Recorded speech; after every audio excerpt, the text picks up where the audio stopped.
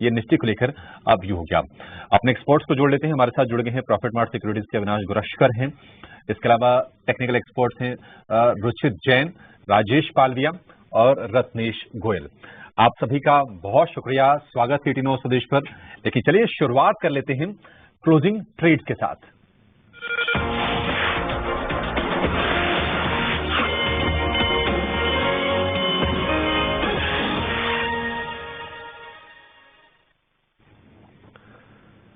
राजेश जी, शुरुआत आपसे करना चाहेंगे। नमस्कार, बताइए कौन से शेयर्स हैं आपके रडार पर, क्या खरीदने की आप सलाह दे रहे हैं? Good afternoon Abhishek ji, good afternoon everyone. सो देखिए, पहला स्टॉक जो हमें पसंद आ रहा है वो है CDSL का। अगर हम देखें तो जिस तरीके से मोमेंटम बना है मार्केट में CDSL में, अगर हम देखें पिछले कुछ दिनों में लोअर साइड से एक बेस बना के स्टॉक ने वापस जिस तरीके से रैली पकड़ी है, यहाँ पे हमें लगता है ये स्टॉक में अब वापस अपने ऑल टाइम हाई ट्रेजेक्टरी की तरफ बढ़ते हुए दिखेगा। तो पोजिशनली जिन्हें रखना है उसके लिए तो हमें लगता है यहाँ पे टारगेट 2000 प्लस तक के भी आते हुए दिखेंगे। लेकिन ट्रेडिंग पॉइंट ऑफ व्यू से जो हम एक्सपेक्ट कर रहे हैं टारगेट यहाँ आ सकते हैं नियर टर्म में, वो 1940 1950 की तरफ आते हुए दिख सकते हैं। स्टॉप लॉस होगा करीब 1845 के आसपास। दूसरा स्टॉक जो पसंद आ रहा है वो बैंकिंग स्पेस से, और उसमें हमें लगता है IDFC फर्स्ट बैंक। ये बैंक को यहाँ पे फोकस में रखना चाहिए। हालांकि स्टॉक में करेक्शन था फॉलिंग चैनल से, अब यहाँ पे ब्रेकआउट आते हुए दिखा है। डेली चार्ट पे 20 डे मूविंग एवरेज के ऊपर आज सस्टेन होते हुए दिख रहा है। डेरिवेटिव डेटा में आज लॉन्ग बिल्टअप के साइन है। तो एक अंडर परफॉर्मिंग स्टॉक में एक रिवर्सल के साइन यहाँ पे बनते हुए दिख रहे। जिस तरीके से यहाँ पे डेली सेटअप बना हुआ है, हमें लगता है ये रिवर्सल में स्टॉक का फर्दर मोमेंटम 85 86 की तरफ बढ़ते हुए दिखेगा। तो IDFC फर्स्ट बैंक बाय करने की सलाह। स्टॉप लॉस होगा 78 के आसपास। और तीसरा स्टॉक जो बाय करना है, पूरा सेक्टर ही एक बजिंग सेक्टर है होटल इंडस्ट्री में, और उसमें हमें लगता है इंडियन होटल, ये स्टॉक के साथ जाना चाहिए। स्टॉक में जिस तरीके से बाइंग इंटरेस्ट बना हुआ, ऑल टाइम हाई ट्रेजेक्टरी पे स्टॉक ट्रेड कर रहा है। करेक्शन के बाद स्टॉक ने पिछले 5-7 ट्रेडिंग सेशन में जो रिकवरी दिखाई है, वो क्लियरली ये दिखाती कि अब momentum further knew all time high trajectory में कंटिन्यू होते हुए दिखेगा इंडियन होटल में। यहाँ से हमें नियर टर्म के टारगेट लगता है 630 तक आते हुए दिख सकते हैं। स्टॉप लॉस रखना होगा करीब 599 के आसपास। ठीक है, इंडियन होटल्स करीब करीब 550 रुपए के स्तर से लगातार इसमें बाइंग है, कोई थकान के संकेत नहीं है। 607 रुपए पर जाकर अब ये शेयर ट्रेड कर रहा है। 630 रुपए का टारगेट आपके लिए IDFC फर्स्ट बैंक, और तीसरा शेयर CDSL। प्लेटफॉर्म स्टॉक्स में देखने की हमने कल भी रौनक थी। BSE, CDSL, M6 के शेयर चल रहे थे, आज भी वहां पर तेजी बरकरार है। और CDSL भी इस वक्त दिन की ऊंचाई के आसपास ट्रेड कर रहा है। 1880 रुपए का भाव है, 2-2.5% के आसपास की मजबूती है। तो 3 शेयर राजेश जी की तरफ से। रत्नेश जी, आपके लिस्ट में कौन कौन से शेयर है? आपके पास भी क्या सारे के सारे तेजी वाले खिलाड़ी हैं?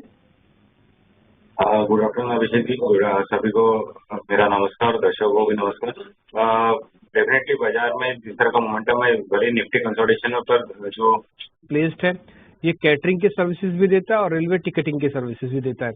डेज हाई पर भी है। विनय रजानी ने 12 बजे हमको ये शेयर दिया था। अब थोड़ा सब पता कर लेते हैं क्या करना चाहिए। राजेश सर, एक बार जरा चेक करेंगे आप IRCTC 1001 नंबर बहुत बढ़िया, जरा बताइए क्या करें। तो रफ्तार बढ़ते हुए ही दिख रही है स्टॉक में, और जिस तरीके से आज स्टॉक में एक अच्छा मोमेंटम बना है स्टॉक ने, अगर वीकली चार्ट पे इसको एनालाइज करें तो ऑलमोस्ट पिछले 6 वीक का एक रेंज का ब्रेकआउट आज होते हुए दिख रहा है। हमें लगता है जिस तरीके की प्राइस एक्शन आज बनी है, ये रफ्तार कंटिन्यू होते हुए दिखेगी, और स्टॉक में काफी बड़े टारगेट भी आगे आने वाले समय में अनफोल्ड होते हुए दिख सकते हैं। बट ट्रेडिंग के हिसाब से अगर हम यहाँ पे व्यू देखें तो ट्रेडिंग के हिसाब से हमें लगता है इसका जो नेक्स्ट टारगेट बन सकता है वो 1025 1035 की तरफ आते हुए दिख सकता है। तो जिनके पास भी पोजीशन है बने रहना चाहिए। स्टॉप लॉस को यहाँ पे 988 के आसपास ट्रेड कर लें। एक शेयर में जरा रत्नेश गोयल से चेक कराता हूँ। रत्नेश जी, एक बार जरा उज्जीवन आप चेक करेंगे। उज्जीवन फाइनेंशियल्स के नाम से कंपनी होगी, उज्जीवन फाइनेंशियल सर्विसेज। इसका जरा चेक करना, कोई ब्रेकआउट है क्या इसका? उज्जीवन 530 रुपए वाली बात करें डिम्पल पर अब इस वाले की बात बोल रहा हूँ मैं।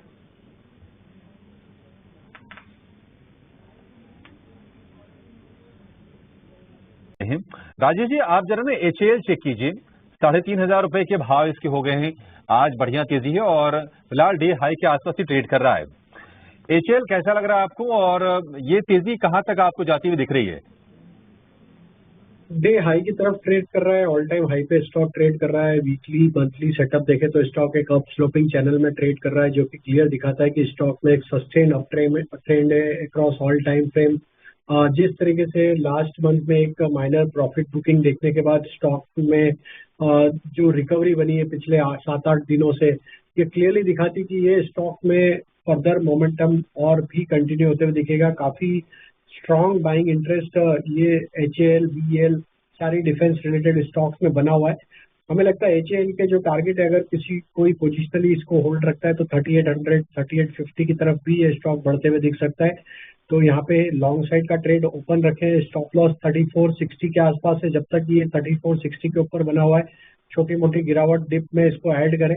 अपसाइड में यहाँ पे 3700, 3850 तक की अपसाइड हमें लगता है पोजिशनली आते हुए दिख सकते हैं। ठीक है, 3700 और 3850 रुपए के टारगेट आपके लिए HAL में बन सकते हैं। आज हम देखते हैं कि आदित्य बिरला ग्रुप के जो शेयर्स हैं, आदित्य बिरला फैशन हो गया, TCNS क्लोथिंग जो कि आदित्य बिरला फैशन के निवेश वाली कंपनी है, लास्ट ईयर इसमें 51% स्टेक लिया था, ये शेयर भी चल रहा है, बाकी शेयर भी चल रहे हैं।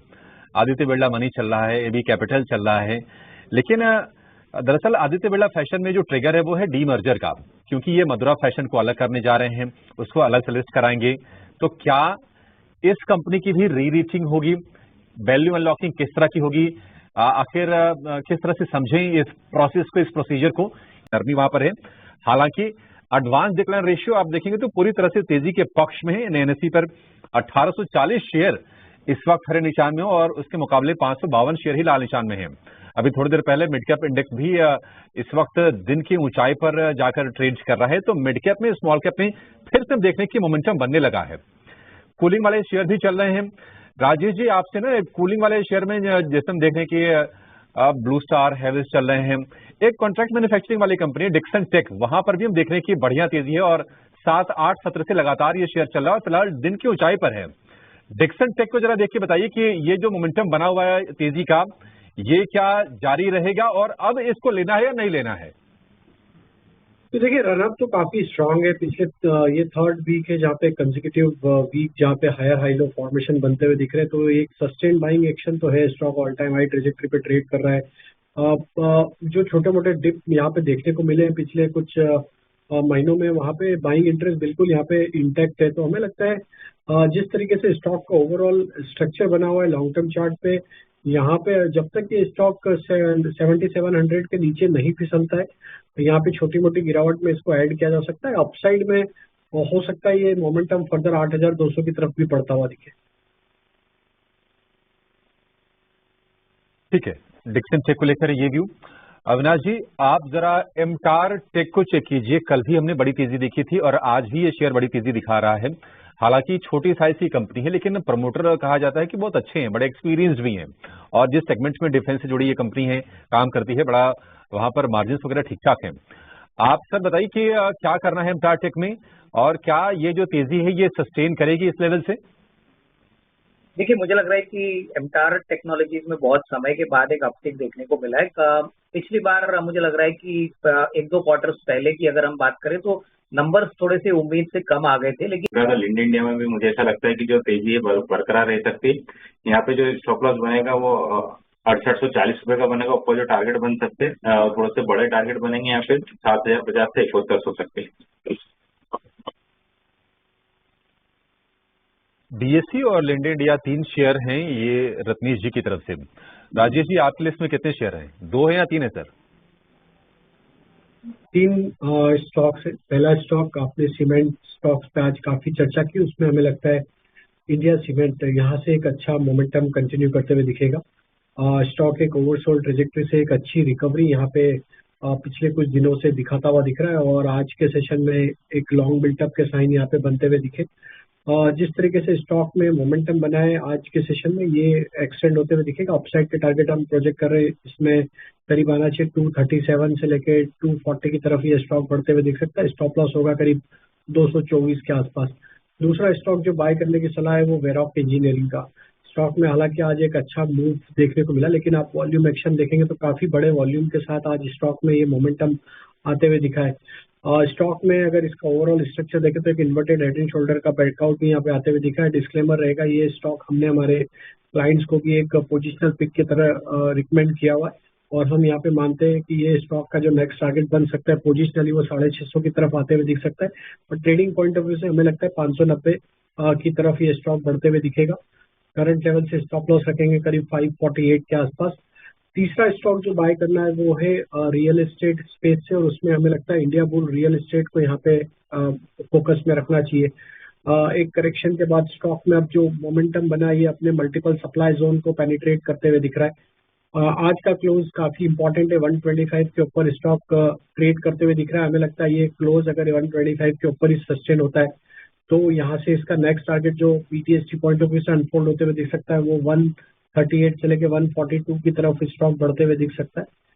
सो Indiabulls real estate buy करने की सलाह, स्टॉप लॉस होगा करीब 124 के आसपास। कुल मिला के मार्केट के अंदर बढ़िया से चुनाव करना आपको स्टॉक्स का। देखिए सीमेंट के रिगार्डिंग खबर आई, सीमेंट के बीटीएसटी भी मिलने शुरू हो गए। एक सेगमेंट ऑलरेडी अच्छा से चल रहा था, खबर आने के बाद और तेज हो गया, वो आ गया आपके सामने। रियल एस्टेट में सिलेक्टिव रहना है। इंडिया बुल्स रियल एस्टेट पहले भी चढ़ा, थोड़ा रुका और फिर से चलने लग गया, ये भी आपको बीटीएसटी में मिल गया। अभी आपको रत्नेश गोयल बता रहे थे कि एसबीआई को आप देख के, जो एसबीआई डेज हाई पे क्लोज कर रहा है, अब आप देखोगे ना कि बाजार अपनी गिरावट को ऑलमोस्ट खत्म कर चुका है। निफ्टी तो बकायदा हरे निशान में आ चुका है। तो ये जो रिवर्सल है ना कि दिन भर में आपको सिर्फ और सिर्फ एक रेंज में रखेगा और वापस ठीक है। देखिए फ्यूरियस बुल रन है, हम फिर से कहते हैं आपको बाइंग और डिप करना चाहिए। सेल ऑन राइज के कंसेप्ट